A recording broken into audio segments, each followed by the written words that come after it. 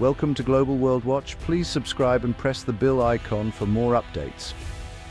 On December 16, 2025, China has firmly rejected a series of US demands, igniting a major economic standoff. This isn't just a diplomatic spat, it's a direct challenge to decades of American dominance. Beijing is making it clear. The era of compliance is over. The US, long the world's economic anchor, now faces a rival unwilling to bend.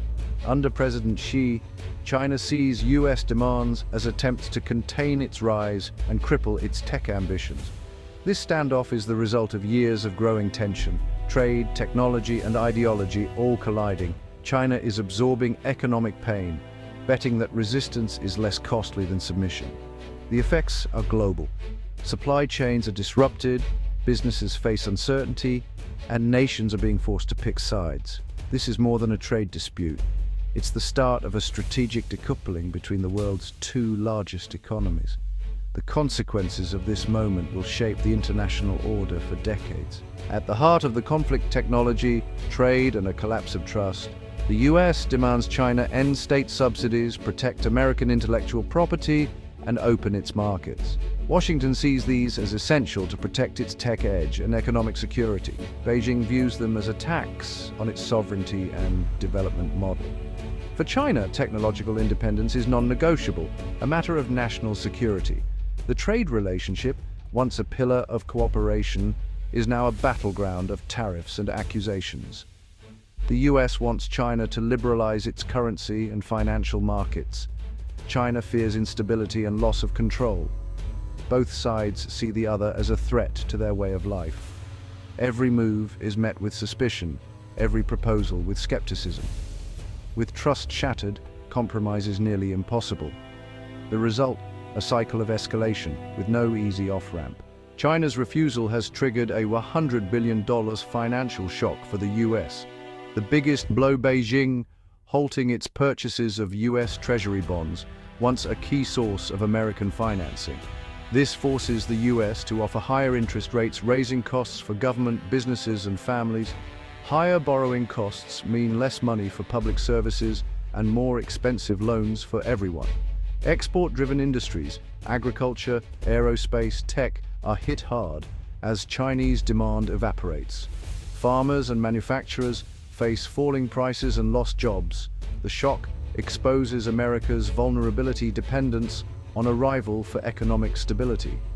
Washington now faces tough choices: cut spending, raise taxes, or borrow at a higher cost. What began as a foreign policy dispute is now a domestic economic crisis. The stakes for American households and businesses have never been higher.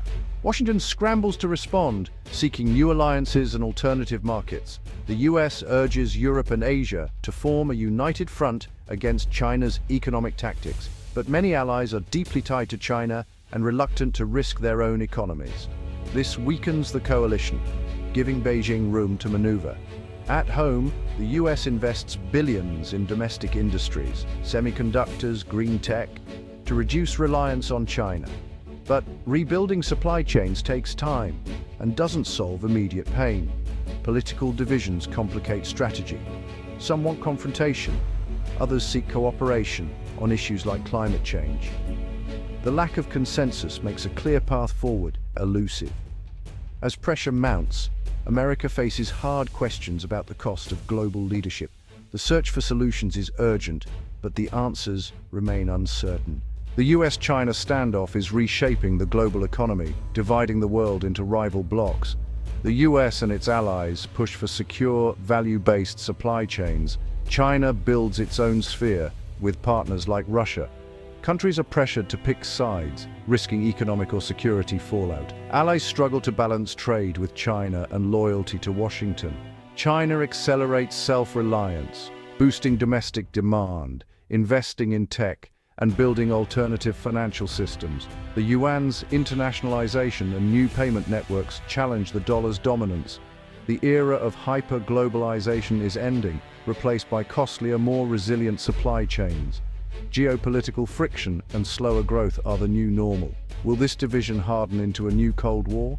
Or can both sides manage competition and cooperate on global challenges? The choices made now will define the world's future. The stakes could not be higher.